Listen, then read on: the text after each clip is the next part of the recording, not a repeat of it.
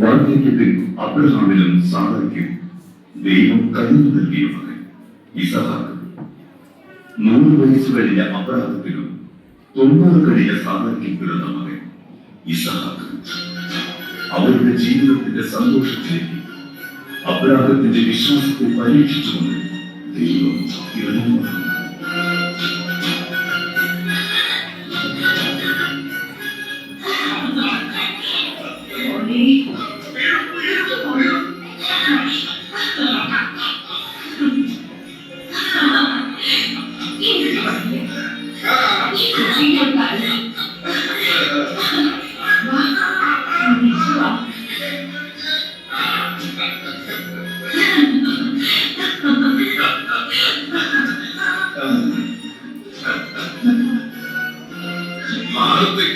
ദൈവം നമ്മോട്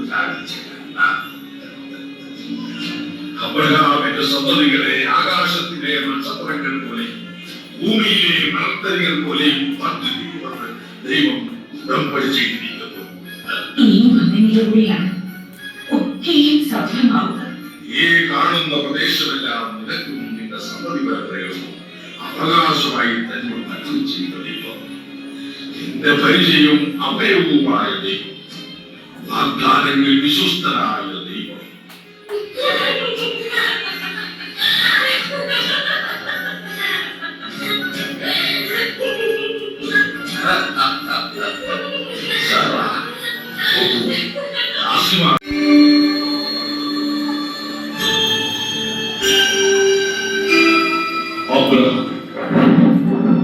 അബ്രഹാം, ഇതാ ഞാൻ. അബ്രഹാം, ദൈവമേ കൽപ്പിച്ചാൽ നീ സ്വീകരിക്കുന്ന നിന്റെ മകൻ ഇസഹാക്കിനെ കൂട്ടിക്കൊണ്ട് മോറിയ ദേശത്തേക്ക് പോകണം. കർത്താവേ, മോറിയയിൽ ഞാൻ കാണിച്ചു തരുന്ന മനം പോലെ നീ ഒരു ബലിവേദി ഒരുക്കണം. ആ ബലിവേദി നിന്റെ മകൻ ഇസഹാക്കിനെ എനിക്കായി വാർദ്ധക്യത്തിൽ ജനിക്കുന്ന മകനെ ഞാൻ സാധാരണ കൊടുത്തു പറയും, ഞാൻ എന്റെ മകന് കൊടുത്തു പറയും. ദൈവമേ, ഈ അബ്രഹാമിനോട് പറഞ്ഞ വാഗ്ദാനങ്ങൾ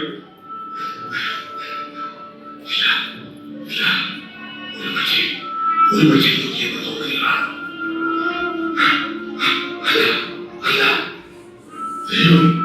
ദൈവം ഒരു തോന്നലല്ല.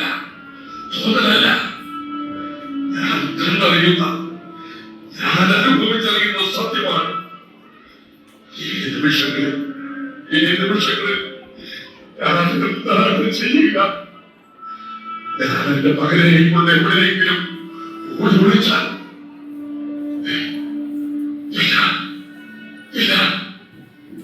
ഈ പ്രപഞ്ചം നിറഞ്ഞു നിൽക്കുന്ന ദൈവത്തിന്റെ കൺമുന്നിൽ നിന്നും അബ്രഹാമിനെ ഒളിച്ചോടാൻ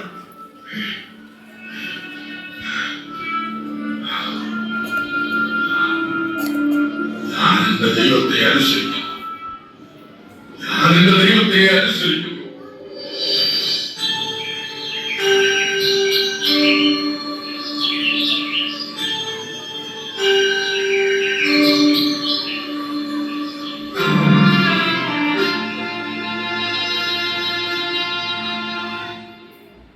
കഴുതൊക്കെ ചെയ്തിട്ടോ ബലിക്ക് വേണ്ട വിറകും കേൾവിക്കുക. യാത്രയ്ക്ക് തയ്യാറായിക്കൊള്ളു. ഞാൻ നിർത്തി. ശരി.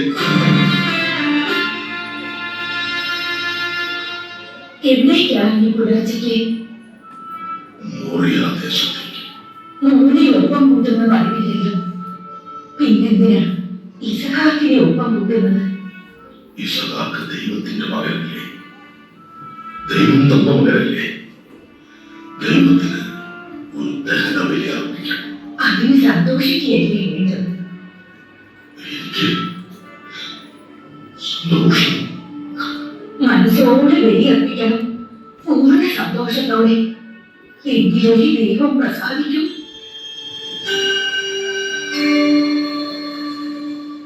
അപ്പാ, പോകാം.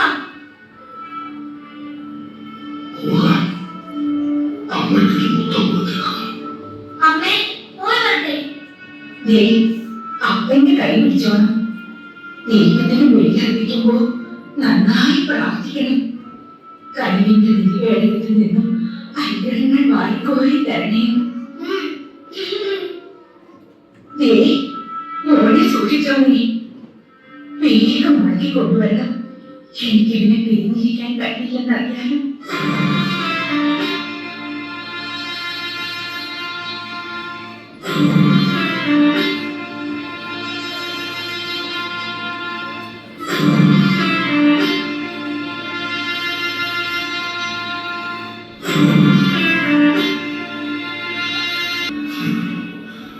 നിങ്ങൾ ഇവിടെ വിശ്രമിക്കുക.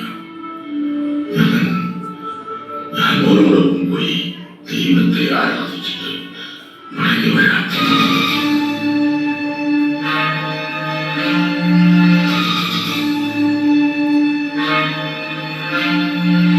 നടക്കുക.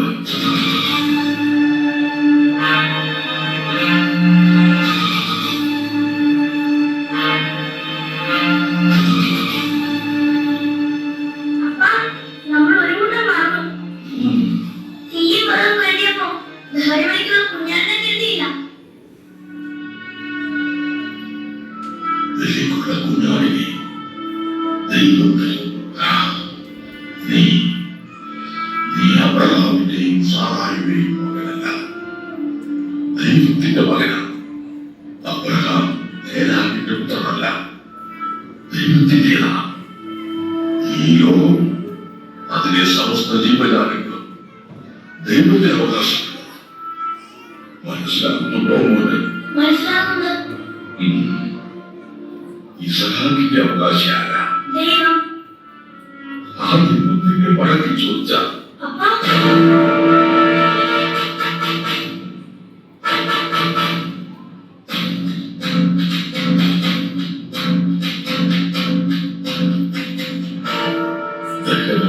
മകനെ വേണം എന്ന് ദൈവം പറഞ്ഞ മനസ്സോടെ കുറിക്കട്ടെ. ഞാൻ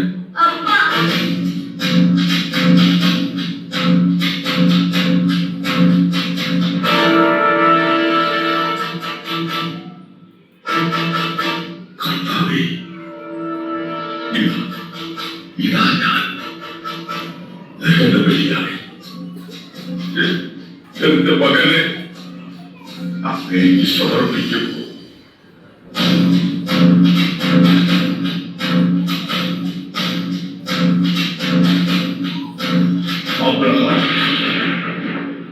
ഇതാ ഞാൻ കുട്ടിയുടെ മേൽ കൈവയ്ക്കുന്നു. നിന്റെ ഏകപുത്രനെ പോലും എനിക്ക് തരാൻ തക്കവിധം നീ എന്നെ ഭയപ്പെടുന്നു എന്നെനിക്ക് ഉറപ്പായി. അതിനാൽ ഞാൻ നിന്നെ സമർത്ഥമായി അനുഗ്രഹിക്കും. നീ മകനേക്കാൾ മറ്റെന്തിനേയും